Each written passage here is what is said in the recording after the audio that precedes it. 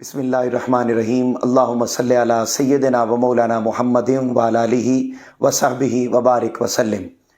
Programme क़याम रहमत Punjab premiere school के official Facebook page से और यूट्यूब चैनल से मैं हूं आपका होस्ट मोहम्मद इनाम मुस्तफ़ी।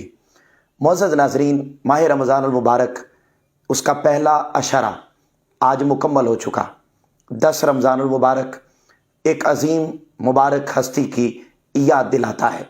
यूं तो माह रमज़ानुल मुबारक का एक एक लम्हा अपने अंदर अज़मतें, रहमतें, बरकतें और अल्लाह रब्बुल इज़्ज़त की इनायात का हसीन इम्तिज़ाज बनकर हमारे दरमियान मौजूद है।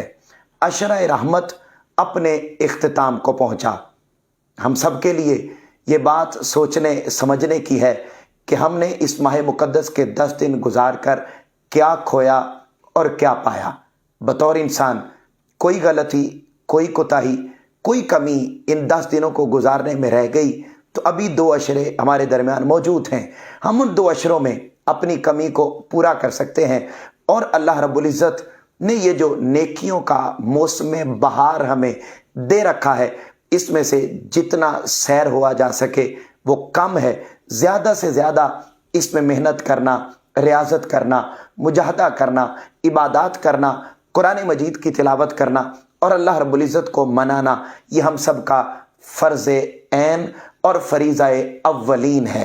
मुअज़्ज़ज़ नाज़रीन, माह रमज़ानुल मुबारक की बरकतें इस कदर ज़्यादा कि जब सहाबाए किराम ने हुज़ूर नबी अकरम सल्लल्लाहु अलैहि वसल्लम से माह रमज़ानुल मुबारक से मुताल्लिक़ फ़रामीन को सुना तो वो इस नतीजे पर पहुँचे कि माह रमज़ानुल मुबारक में एक दिन का रोज़ा रखना जिहाद करने से भी ज़्यादा अफजल तर हो जाता है।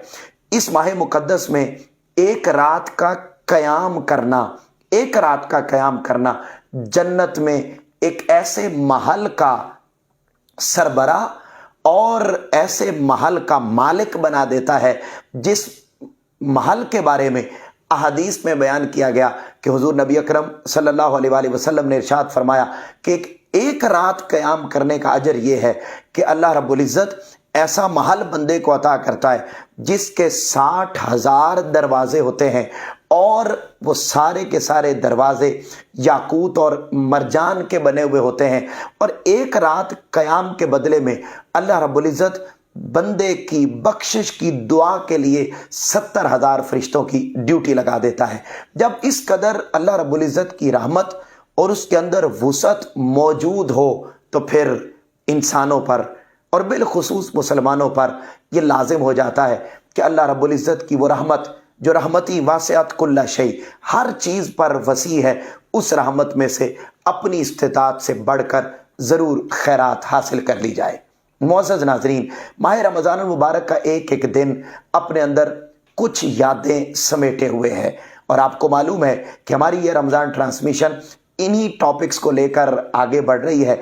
आज 10 रमज़ानुल मुबारक उस अजीम हस्ती का यौम विसाल है जो तमाम मोमिनीन की माँ हैं, उम्मुल मोमिनीन, खलीक़तुल अरब, और वो मुबारक ज़ात जिन्होंने ताजदार कायनात सल्लल्लाहु अलैहि वसल्लम की हयात तय्यबा में एक एक लम्हा जब तक मौजूद रहीं यूं साथ निभाया कि वफ़ा भी वहाँ जाकर रश्क करने लग जाती है, हाथ बांध कर सामने खड़ी हो जाती है कि इससे बढ़कर वफ़ा अपने खामद के लिए निभाना पॉसिबल नहीं है। वो मुबारक ज़ात जिनको ताजदार कायनात सल्लल्लाहु अलैहि वसल्लम ने हयात तय्यबा में ही जन्नत की बिशारत दे दी थी। मेरी मुराद उम्मुल मोमिनीन ज़ौजतुर रसूल सल्लल्लाहु अलैहि वसल्लम हज़रत सैयदा खदीजतुल कुबरा।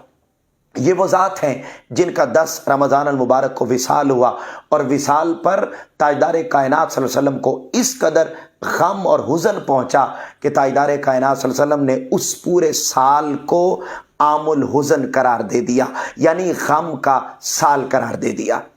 इस अहम मौजू पर आपके सीरत व किरदार पर इजहार ख्याल के लिए आज हमारे स्टूडियो में मौजूद हैं पंजाब प्रीमियर स्कूल की नामवर उस्ताद, मैथमेटिक्स का एक खूबसूरत नाम जो हमारे स्टूडियो में इस वक्त हमारे साथ मौजूद हैं।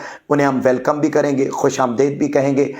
मिस फ़ातिमा आरिफ, انہیں ہم خوش آمدید کہتے ہیں. السلام علیکم. وعلیکم السلام ورحمۃ اللہ وبرکاتہ. مس بہت شکریہ، آپ نے اپنی مصروفیات میں سے وقت نکالا اور بچوں کی تعلیم و تربیت اور بالخصوص اس اہم موضوع پر اظہار خیال کے لیے وقت نکالا. میں بلا تاخیر جاننا چاہوں گا کہ یہ جو ام المومنین حضرت سیدہ خدیجہ الکبریٰ ہیں، ان کی ولادت باسعادت کب ہوئی اور ان کا تعلق بیسیکلی کس خاندان سے تھا؟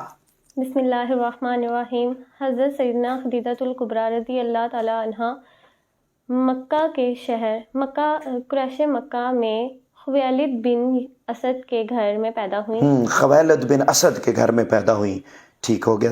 آپ عام الفیل، آپ کو واقعہ یاد ہوگا ہاتھیوں کا واقعہ، جب مکہ پر حملہ کرنے کے لیے ہاتھیوں کی ایک فوج آئی تھی. اس واقعے سے 15 سال قبل آپ کی ولادت ہوئی تھی مکہ میں. آپ ایک بہت ہی معزز اور مالدار گھرانے میں پیدا ہوئی. آپ کے والد کا نام خویلد بن اسد اور والدہ کا نام فاطمہ تھا. یہ ان کا خاندان تھا.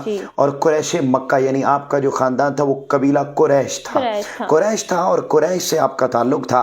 اور یقیناً وہ جو عام الفیل ابرہہ نے چاہا کہ خانہ کعبہ کو نعوذ باللہ گرا دیا جائے تو پھر اللہ رب العزت نے ابابیل کے ذریعے اس کے پورے لشکر کو تباہ کر دیا. تو اس واقعے سے 15 سال پہلے آپ کی ولادت ہوئی. اور ہجرت سے 68 سال قبل آپ کی ولادت. ہجرت سے 68 سال یعنی 68 ایئر بیفور ان کی ولادت ہوئی ہے. بہت خوبصورت انداز میں آپ نے ان کا تعارف اور ان کا خاندان ذکر کیا. تو آقا علیہ الصلوۃ والسلام کا خاندان بنو ہاشم تھا اور وہ قبیلہ قریش سے تھی اور مالدار خاتون تھی.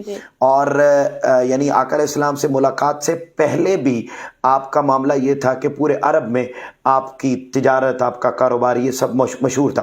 تو سوال میرا یہ ہے کہ حضور نبی اکرم صلی اللہ علیہ وسلم سے آپ کا تعلق کیسے بنا اور ابتدا کیسے ہوئی؟ کیونکہ آپ رضی اللہ تعالیٰ عنہا ایک مالدار گھرانے سے تعلق رکھتی تھیں اور آپ صلی اللہ علیہ وسلم سے ان کا تعلق اس طرح سے قائم ہوا کہ آپ اپنا مال تجارت کی غرض سے دوسرے ممالک میں بھیجتی تھیں. اسپیشلی ملک شام میں وہ بھیجا سیریا، شام، شام میں بھیجا کرتی تھیں اور انہیں مال بھیجنے کے لیے کسی نہ کسی ایماندار دیانتدار انسان کی ضرورت ہوتی تھی. اور اس وقت آپ کو بھی پتہ ہے اور ہمیں بھی پتہ ہے کہ آپ صلی اللہ علیہ وسلم سے بڑھ کر تو کوئی صادق اور امین نہیں تھا، دشمن بھی اور نہ ہوگا. آنے والے وقت میں بھی نہیں ہوگا اور اس ٹائم میں بھی نہیں تھا. تو اس وقت عرب میں آپ صلی اللہ علیہ وآلہ وسلم کو دین اسلام سے پہلے بھی کفار صادق اور امین کے لقب سے جانتے تھے. تو جب یہ خبر حضرت خدیجہ تک پہنچی تو انہوں نے آپ صلی اللہ علیہ وآلہ وسلم کو پیغام بھیجا. جب آپ صلی اللہ علیہ وآلہ وسلم حضرت خدیجہ کے پاس آئے تو آپ نے کہا کہ یہ میرا مال تجارت ہے، اس کو ملک شام لے کر جائیں اور وہاں جا کے فروخت کر دیں. اس سے جو بھی فائدہ ہوگا وہ آپ جتنا لینا چاہیں لے لیں. ٹھیک ہو گیا، یعنی جو منافع ہے وہ ٹھیک ہو گیا. آپ نے اس سفر میں اپنے ایک غلام میسرہ کو آپ صلی اللہ علیہ وسلم کے ہمراہ یعنی حضرت خدیجہ الکبریٰ نے اپنے غلام میسرہ کو آقا علیہ السلام کے ساتھ بھیج دیا کہ وہ آپ صلی اللہ علیہ وسلم کی معاونت کرے. جب میسرہ آپ حضرت خدیجہ کا جو غلام تھا وہ آپ صلی اللہ علیہ وسلم کے ساتھ ملک شام جا رہا تھا، تو آپ کو پتہ ہے ایک عظیم ہستی کے ساتھ جانا تو عظمتیں اور برکتیں تو ویسے ہی نظر آتی ہیں. تو آپ صلی اللہ علیہ وسلم جب شام کی طرف روانہ ہو رہے تھے تو بادل آپ صلی اللہ علیہ وسلم کے اوپر اپنا سایہ کر رہے تھے. سبحان اللہ، سبحان اللہ. اور جس وقت آپ راستے میں سے گزر کے ملک شام پہنچ گئے تو وہاں پر آپ صلی اللہ علیہ وسلم نے ایک درخت کے نیچے قیام کیا. وہ درخت بھی ایک اسپیسیفک درخت ہے. وہ درخت اس جگہ پر تھا جہاں پہ ایک انسان جس کا نام راہب تھا وہ وہاں پہ اپنی عبادت کرتا تھا. جی، یہ راہب جو جیسے ہمارے ہاں مسلمان ہیں تو مسلمانوں میں ہوتے ہیں نا صوفیاء کرام ہوتے ہیں، اولیاء کرام ہوتے ہیں، علماء ہوتے ہیں. تو جو کرسچینٹی کا سب سے بڑا عالم ہو اس کو راہب کہتے ہیں. تو وہ وہاں پر ایک راہب موجود تھا، وہاں پہ ایک راہب موجود تھا جو اس جگہ اپنی عبادت کرتا تھا. آقا علیہ الصلوۃ والسلام جب اس جگہ آرام فرما رہے تھے تو اس وقت راہب کی عبادت کا ٹائم ہونے والا تھا. راہب آیا اور آ کے اس نے دیکھا کہ ایک شخص وہاں پہ آرام کر رہا ہے. تو اس نے کیونکہ حضرت خدیجہ اپنا مال بھیجتی رہتی تھی, میسرا آتا جاتا رہتا تھا, تو اس کو تو پہچانا اور اس نے پوچھا کہ یہ آج آپ کے ساتھ کون آئے ہیں. تو انہوں نے بتایا کہ یہ ان کو حضرت خدیجہ نے بھیجا ہے مال تجارت کرنے کی غرض سے, اور یہ میرے ساتھ آئے ہیں. ٹھیک ہو گیا. انہوں نے کہا کہ یہ وہ جگہ ہے جہاں پہ پہلے حضرت عیسیٰ علیہ السلام نے قیام کیا تھا, اور ان کے بعد اس جگہ صرف وہ شخص آ سکتا ہے جو اللہ تعالیٰ کے آخری نبی ہیں. واہ واہ واہ. اور ان کی میں صاحب نے تو کمال کر دی, کمال, ماشاء اللہ ماشاء اللہ. جی. اور ان کی کچھ نشانیاں ہیں جو مجھے پتہ ہیں. کیا میں وہ نشانیاں پتہ کر سکتا ہوں؟ میسرا سے یہ اس کا کلام ہو رہا ہے راہب کا. انہوں نے کہا کہ پہلی نشانی یہ ہے کہ کیا آپ نے ان کی پیشانی مبارک پہ سرخی دیکھی ہے؟ تو میسرا نے کہا جی دیکھی ہے. تو انہوں نے کہا کہ ایک اور نشانی جو مجھے پتہ ہے وہ یہ ہے کہ آپ کی کمر مبارک پہ ایک مہر نبوت ہے. تو میں چاہتا ہوں کہ میں ان کی مہر نبوت دیکھوں, کیونکہ اگر یہ آخری نبی ہیں اور یہاں اس جگہ قیام کیا ہے تو یہ چیز ان کے اندر ڈیفینیٹلی ہوگی, موجود ہوگی. تو آپ صلی اللہ علیہ وسلم سے جب اس نے درخواست کی کہ کیا میں آپ کی مہر نبوت دیکھ سکتا ہوں, آپ نے اپنا کرتا مبارک تھوڑا سائڈ پہ کیا تو وہاں پہ مہر نبوت موجود تھی. واہ واہ واہ. راہب نے کہا بے شک یہ وہی آخری نبی ہیں جنہوں نے اس دنیا میں آنا ہے. اس جگہ حضرت عیسیٰ علیہ السلام کے بعد حضرت محمد صلی اللہ علیہ وسلم نے ہی اس دنیا میں آنا تھا اور اس جگہ قیام کرنا تھا. واہ واہ. راہب نے اس وقت آپ صلی اللہ علیہ وسلم سے کہا کہ آپ کو اللہ تعالیٰ کا آخری نبی بنا کر بھیجا گیا ہے. وقت آئے گا جب مکہ کے لوگ آپ کو یہاں سے نکال دیں گے, تو اگر میری زندگی رہی اور میں اس وقت تک رہا تو میری یہ کوشش ہوگی کہ میں آپ کی ملوں بھی اور آپ کا کلمہ پڑھوں. بالکل, اور آپ کی مدد کروں. راہب وہاں سے روانہ ہو گیا. دین آپ صلی اللہ علیہ وسلم نے مال فروخت کیا. قافلے والوں کو تو فائدہ ہوا ہی ہوا, آپ صلی اللہ علیہ وسلم کا مال 2 گنا زیادہ نفع کے ساتھ فروخت ہوا. واہ واہ. اور یوں برکتیں تو ساتھ ساتھ چل رہی تھی, تو پھر کیسے ممکن تھا کہ 2 گنا فائدہ نہ ہوتا؟ بالکل ایسے ہی ہے. اپنا مال فروخت کرنے کے بعد آپ دوبارہ واپس مکہ کی طرف روانہ ہو گئے. اور یوں مکہ پہنچ کر جب میسرا نے حضرت خدیجہ الکبریٰ کو یہ سارا واقعہ بتایا, تو اس وقت میں حضرت خدیجہ کیونکہ مالدار خاتون تھی تو ان کا مکان ڈبل سٹوری تھا. آپ نے کہا کہ اگر یہ اتنے عظیم الشان ہستی ہیں تو میں بھی دیکھنا چاہتی ہوں کہ ان کی کیا برکات ہیں. حضرت خدیجہ اپنی سہیلیوں کے ہمراہ اپنے مکان کی چھت کے اوپر چلے جاتی ہیں اور وہاں سے دیکھتی ہیں تو ایک بہت ہی عظیم الشان انسان چلتے ہوئے مکہ میں داخل ہو رہے ہوتے ہیں. آپ کیا دیکھتی ہیں؟ اتنی عظمتیں, اتنی برکتیں کہ آپ کے اوپر 2 عدد فرشتے اپنا سایہ کر رہے تھے, اور وہ آپ صلی اللہ علیہ وسلم سے اس قدر متاثر ہوتی ہیں, اس قدر آپ کی شخصیت سے, آپ کے. اور صاحب ظاہر ہے جب آقا علیہ السلام گزر رہے تھے تو جو رستے میں درخت آ رہے تھے وہ بھی جھک جھک کر آپ کو سجدہ کر رہے تھے, سلام کر رہے تھے. اس قدر متاثر ہوئیں کہ آپ نے اپنی سہیلی کے ہاتھ آپ صلی اللہ علیہ وسلم کو نکاح کا پیغام بھیج دیا, یعنی خود نکاح کا پیغام بھیج دیا. ٹھیک ہے. یہاں سے ایک بات اور بھی سمجھ میں آتی ہے ہمیں کہ عام طور پر آج اب یعنی تھوڑی سی ڈیولپمنٹ ہو گئی, لڑکا تو اپنی شادی کی ڈیمانڈ کر سکتا ہے کہ جی میں وہاں کرنا چاہتا ہوں, تو لیکن اگر کہیں گھر میں لڑکی کہہ دے کہ جی میں فلاں جگہ پر شادی کرنا چاہتی ہوں, تو آج کے دور تک بھی اس لڑکی کو بہت برا سمجھا جاتا ہے اور اس کو درست نگاہ سے نہیں دیکھا جاتا. حالانکہ پہلی شادی جو اسلام میں ہوئی اور تاجدار کائنات صلی اللہ علیہ وسلم کے ساتھ ہوئی, اس کا پیغام بھی ایک خاتون نے خود بھیجا تھا. لہٰذا یہ جو شادی کا معاملہ ہے اس میں یعنی جتنا رائٹ مرد کو ہے اتنا رائٹ عورت کو بھی ہے. لیکن یہ صرف بات یہاں تک نہیں رہے گی. ایک تو یہ ہے نا کہ لڑکی خود پیغام بھیج رہی ہے, اور دوسری یہ ہے کہ آج کل بیوہ عورت اس کو بہت برا سمجھا جاتا ہے. اور دوسری کوالٹی بھی حضرت خدیجہ میں تھی کہ وہ پہلے سے ہی شادی شدہ تھی. 2 شادیاں حضرت خدیجہ کی ہوئی تھی, اس سے پہلے ہو چکی تھیں, اور ان کے اولاد بھی تھی جو بعد میں نکاح کے بعد آپ صلی اللہ علیہ وسلم کی غلام بن گئی تھی. اسلام قبول کر لیا تھا انہوں نے. بے شک بے شک. تو یوں اس طرح سے آپ نے یہ وہ مطلب تعلق کی ابتدا ہوئی اور پھر یوں شادی ہوئی, اور آپ کا جو نکاح تھا وہ حضرت سیدنا ابو طالب علیہ السلام نے پڑھایا. آپ نے بہت خوبصورت انداز میں یہ سارا کردار اور یہ واقعہ اور بڑا خوبصورت الفاظ کا چناؤ آپ کا رہا, اور یہ ذکر آپ نے کر دیا. میرا اگلا سوال اسی سے ریلیونٹ ہے کہ صاف ظاہر ہے آپ کا جو کردار تھا وہ تمام خواتین کے لیے، کیونکہ ہم سب کی ماں بالکل سیدہ خدیجۃ الکبریٰ ہیں جی، اور وہ جو معزز خواتین ہیں اسلام کی تاریخ میں 4، ان میں بھی حضرت خدیجۃ الکبریٰ کا نام موجود ہے. بالکل. تو آپ نے بطور زوجہ کیا کردار ادا کیا، بالخصوص جب وحی کا نزول ہوا تو اس وقت آپ نے کس طریقے سے ڈھارس بندھائی اور پھر پریکٹیکل لائف میں کس طریقے سے رہا، یہ ضرور اپنے بچوں کے لیے ذکر کیجیے. شادی کے بعد آپ صلی اللہ علیہ وسلم کی جب حضرت خدیجہ سے شادی ہوگی تو آپ کو بتایا آپ صلی اللہ علیہ وسلم پہلے بھی غار حرا میں قیام کرتے تھے، اللہ تعالیٰ کی عبادت کرتے تھے. اسلام سے پہلے بھی آپ صلی اللہ علیہ وسلم نے اللہ تعالیٰ کی ہی عبادت کی. بے شک. اور جب وہ غار حرا میں قیام کرتے تھے شادی کے بعد تو حضرت خدیجہ آپ کے لیے کھانا لے کر جاتی تھیں اور جا کے آپ کو وہاں پہ کھانا دیتی تھیں. ٹھیک ہے. اسی طرح سے ایک دن غار حرا میں یہ واقعہ ہوا کہ تو اس سے یہ ثابت ہوا کہ اگر جو لوگ جاب پہ گئے ہوں، کسی نیک کام میں گئے ہوں، تو وہاں اگر خواتین پیچھے کھانا پہنچا دیتی ہیں تو یہ سنت پہ عمل ہوتا ہے. ماشاء اللہ. جی جی. ہاں. تو حضرت وہاں پہ غار حرا میں یہ واقعہ ہوا کہ اللہ تعالیٰ نے کیونکہ نبوت کا وقت آ گیا تھا اور آپ صلی اللہ علیہ وسلم پر وحی نازل کرنی تھی تو حضرت جبرائیل علیہ السلام کو اپنا پیغام دے کر اللہ تعالیٰ نے نبی اکرم صلی اللہ علیہ وسلم کے پاس بھیجا. ٹھیک ہے. اور وحی نازل ہو گئی. ٹھیک ہے. آپ صلی اللہ علیہ وسلم پر نزول وحی کے وقت اس قدر کپ کپی طاری ہوگی کہ آپ گھر تشریف لے آئے. گھر آئے تو حضرت خدیجہ نے سب سے پہلے انہیں کمبل اڑا دیا. ان کی یہ حالت دیکھ کر انہیں کمبل اڑا دیا جس سے ان کی کپ کپی تھوڑی دور ہوگی. جب کپ کپی کی حالت تھوڑی دور ہوئی تو آپ صلی اللہ علیہ وسلم نے نزول وحی کا تمام واقعہ حضرت خدیجہ کو سنا دیا.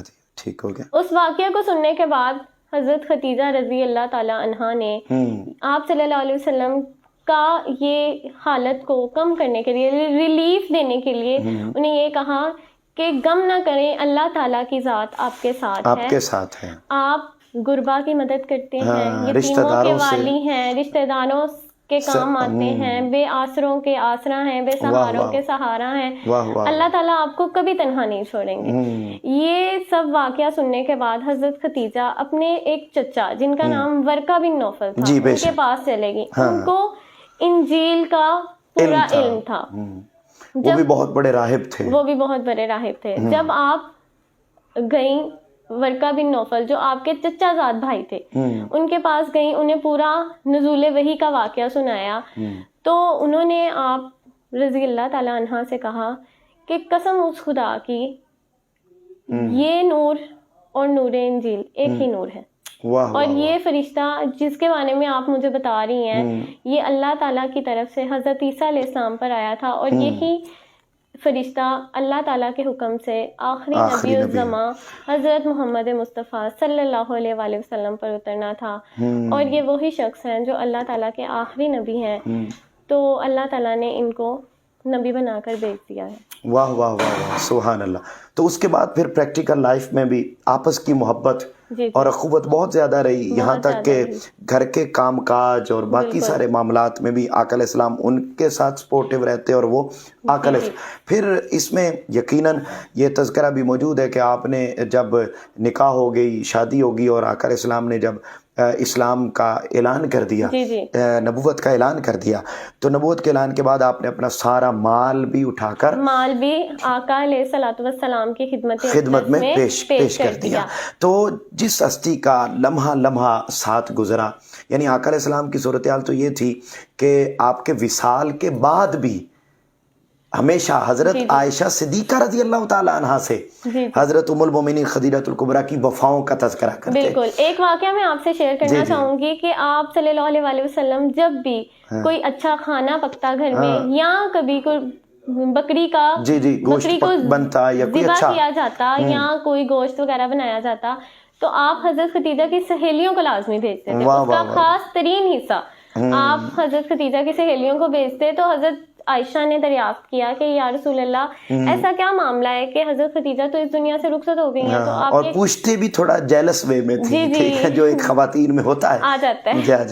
تو وہ ان سے پوچھتی ہیں بڑے ادب سے کہ آقا علیہ الصلوۃ والسلام کیا معاملہ ہے کہ آپ کیوں اس طرح کرتے ہیں. تو آپ نے کہا کہ خدیجہ کے لیے میری جو عقیدت ہے, میری جو محبت ہے, وہ اس قدر ہے کہ انہوں نے, ایک تو تم سب بیویاں میری سکھوں کی ساتھی ہو, وہ اس وقت میرے ساتھ تھیں جب میرے ساتھ کوئی نہیں تھا, وہ میری دکھوں کی ساتھی ہیں, آپ سب میری سکھوں کی ساتھی نہیں. تو ہمیں بھی چاہیے کہ جو شخص دنیا سے رخصت ہو جائے تو اس کو ہم کہتے ہیں نا کہ وہ دیکھتے ہیں ہمیں, یا ان کو پتہ چلتا ہے کہ کون میرے پیچھے کیا کر رہا ہے, تو ہمیں چاہیے کہ ہم ان کے قریبی ترین لوگوں کی مدد کریں, ان کا خیال رکھیں. تو بلکہ اور احادیث میں ہے کہ بھئی اگر والدین چلے جائیں دنیا سے تو ہم ان کے چلے جانے کے بعد کیسے اس نے سلوک کریں, تو اس کا ایک ہی طریقہ ذکر کیا گیا کہ بھئی آپ نے ان کے لیے دعا کرنی, اور ان کے جو ریلیٹیوز ہیں, ان کے جو فیلوز ہیں, کمپینینز ہیں,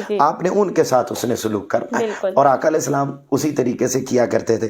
بہت خوبصورت انداز میں یہ ذکر ہوا. میں چاہوں گا کہ صاحب ظاہر ہے جس ہستی نے اس ایک لمحہ ساتھ دیا, اس ہستی کے بارے میں آقا علیہ السلام نے کچھ فرامین بھی یقیناً ارشاد فرمائے ہوں گے, تو آپ کے مقام و مرتبہ کے بارے میں آقا علیہ السلام نے کیا ارشاد فرمایا؟ آقا علیہ السلام نے سب سے پہلے تو آپ نے جس طرح سے عرض کیا ہے کہ وہ جنتی خاتونوں, خواتین میں سے جنتی خواتین تھیں, ان میں سے حضرت اور اعلیٰ ترین خواتین جو پوری انسانیت میں ہیں, بالکل ان پوری انسانیت میں سے سب سے جو اعلیٰ ترین درجہ ہے وہ حضرت خدیجۃ الکبریٰ کو دنیا میں بھی حاصل ہے اور آخرت میں بھی. اور اللہ تعالیٰ اور اس کے فرشتے جب غار حرا میں آپ کھانا لے کے جاتی تھیں آقا علیہ السلام کے لیے, تو اس وقت حضرت جبرائیل علیہ السلام آقا کے پاس آئے اور کہا کہ آپ کی زوجہ محترمہ آپ کے پاس آپ کا کھانا لے کے آ رہی ہیں, تو اللہ اور اس کے فرشتے ان کو سلام بھیجتے ہیں. واہ واہ واہ. یعنی اس قدر. ایک اور چیز میں اس میں ایڈ کرنا چاہوں گی کہ اسلام لانے سے پہلے بھی آپ رضی اللہ تعالیٰ عنہا کو طاہرہ کے لقب سے بھی یاد کیا جاتا تھا. واہ واہ واہ واہ. کہ اس قدر آپ اندازہ کر لیجئے کہ ابھی اسلام نہیں آیا, اسلامی تعلیمات نہیں آئی ہیں, مگر آپ کے کردار اور آپ کے اخلاق اور آپ کے معاملات پر طاہرہ کا ٹائٹل مشہور لگ چکا تھا. واہ واہ. اور آپ نے بت پرستی سے تو بہت کوسوں دور تھیں, اس لیے آپ کو طاہرہ کے لقب سے پکارا جاتا ہے. اور اس وقت ہی آپ کو جنت کی بشارت دے دی گئی, اور یہ کہا گیا کہ ان کے لیے اللہ سبحانہ تعالیٰ نے جنت میں محل بنا کے رکھا ہے جو موتی جوہرات کا ہے. واہ واہ واہ واہ. بہت خوبصورت انداز میں آپ نے یہ ذکر کیا کہ یہ وہ ہستی ہیں جن کو اللہ اپنا سلام بھیجتا ہے. آپ کا وصال مبارک کیسے ہوا اور کب ہوا؟ آپ کا وصال مبارک شیب ابی طالب کا ایک بہت واقعہ ہے جو مشہور بھی ہے. اس واقعے کے دوران حضرت خدیجۃ الکبریٰ کا وصال 10 رمضان المبارک کو ہو گیا. اور جس طرح سے آپ نے بتایا کہ اس سال کو عام الحزن کا سال کہا جاتا ہے, یعنی غم کا سال کہا جاتا ہے. اور وہ غم کے سال کہنے کی وجہ یہ ہے کہ ایک تو آپ کی پیاری زوجہ حضرت خدیجۃ الکبریٰ کا وصال ہوا, اور دوسرا آپ کے پیارے چچا حضرت ابو طالب بھی اس دنیا سے رخصت ہو گئے. لیکن آپ صلی اللہ علیہ وسلم کے غم کو کم کرنے کے لیے اللہ تعالیٰ نے اسی سال معراج عطا کیا آپ صلی اللہ علیہ وسلم کو. واہ واہ واہ. بہت خوبصورت, بہت خوبصورت. مس فاطمہ, آپ نے بہت ہی اچھے انداز میں بچوں کی سطح پر آ کر بہت زبردست انداز میں ایک سٹوری کی صورت میں معزز ناظرین آپ سب کے سامنے سیرت سیدہ ام المومنین خدیجۃ الکبریٰ سلام اللہ علیہا کو رکھا. یہاں وقت ہوا چاہتا ہے ایک بریک پر جانے سے پہلے مس فاطمہ کا شکریہ کہ انہوں نے اپنی مصروفیات میں سے وقت نکالا اور ہمارے آج کی رمضان ٹرانسمیشن کو رونق بخشی. اسی کے ساتھ ہی وقت ہوا چاہتا ہے بریک کا. آپ سے ملاقات ہوگی بریک کے بعد, تب تک کے لیے انتظار.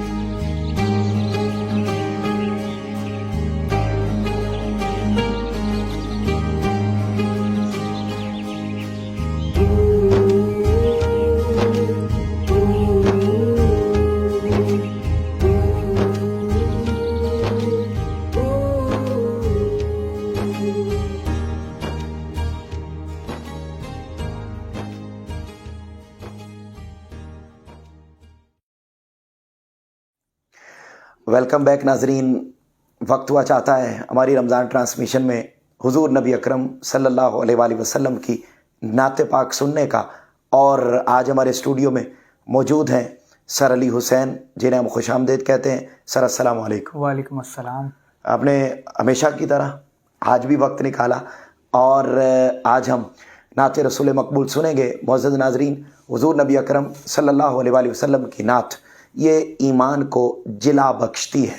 यही वजह है कि सहाबा किराम कसरत के साथ हुज़ूर नबी अकरम सल्लल्लाहु अलैहि वसल्लम की नात पढ़ा करते थे, और 45 के करीब सहाबा किराम वो थे जो फेस टू फेस आका अलैहिस्सलाम को नात सुनाया करते, और आका अलैहिस्सलाम बदले में किसी को चादर इनायत कर रहे हैं, किसी को दुआ दे रहे हैं, और किसी को कोई तोहफ़ा दे रहे हैं, और यूँ मुस्कुरा कर खुशी के साथ अपनी नाते पाक को सुना करते थे। आइए उसी सुन्नत को अदा करते हैं, और मैं दरख्वास्त करूँगा सर अली से कि बिस्मिल्लाह कीजिए और आज की रमज़ान ट्रांसमिशन में नात रसूल मकबूल पेश कीजिए। जहाँ भी हो वहीं से दो सदा सरकार सुनते हैं। बेशक बेशक। जहाँ भी हो वहीं से दो सदा सरकार सुनते हैं। सरे आईना सुनते हैं, पसे दीवार सुनते हैं। वाह वाह वाह। सरे आईना सुनते हैं, पसे दीवार सुनते हैं। माशाल्लाह माशाल्लाह। मैं सदके जाऊं उनकी रहमतुल लिल आलमीन के। मैं सदके जाऊं उनकी रहमतुल लिल आलमीन के। पुकारो चाहे जितनी बार, वो हर बार सुनते हैं। वाह वाह वाह। माशाल्लाह माशाल्लाह। पुकारो चाहे जितनी बार, वो हर बार सुनते हैं। माशाल्लाह माशाल्लाह। मेरा हर सांस उनकी आहटों के साथ चलता है। वाह वाह वाह वाह। बेशक। मेरा हर सांस उनकी आहटों के साथ चलता है। मेरे दिल के धड़कने की भी वो रफ्तार सुनते हैं। मेरे दिल के धड़कने की भी वो रफ्तार सुनते हैं। माशाल्लाह माशाल्लाह।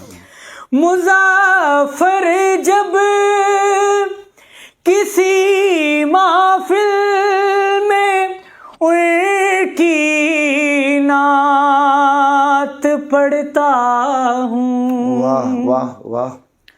मुज़ाफ़र जब किसी महफ़िल में उनकी नात पढ़ता हूँ, मेरा ईमान है वो भी मेरे अशआर सुनते واہ میرا ایمان بے شک ہے وہ بھی میرے اشعار سنتے ہیں ماشاءاللہ سرے آئینہ سنتے ہیں پسے دیوار سنتے ہیں جہاں بھی ہوں وہیں سے دو صدا سرکار سنتے ہیں. ماشاءاللہ ماشاءاللہ، بہت خوبصورت سر، بہت خوبصورت.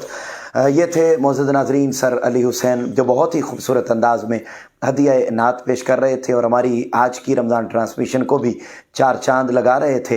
وقت ہوا چاہتا ہے آج کی رمضان ٹرانسمیشن کے اختتام کا. معزز ناظرین، پہلا عشرہ اپنے اختتام کو پہنچ چکا، دوسرا عشرہ شروع ہونے والا ہے. ہم سب کا ایک ہی مقصد، ایک ہی کوشش اور ایک ہی منزل رہنی چاہیے کہ ہم جتنے بھی ایام باقی ہیں جتنی زیادہ اللہ رب العزت کو منانے کی خاطر اقدامات اٹھا سکیں ان کو اٹھایا جائے، تاکہ دنیا میں بھی کامیاب رہیں اور آخرت میں بھی مولا کی رضا کے سائے میں ہی جنت میں داخل ہو جائیں. وقت ہوا چاہتا ہے اختتام کا. اپنے ہوسٹ انعام مصطفی کو اجازت دیجیے، آپ سے ملاقات ہوگی انشاءاللہ اگلے پروگرام میں. تب تک اپنے گھر والوں کا بہت زیادہ خیال رکھیے گا. اللہ حافظ.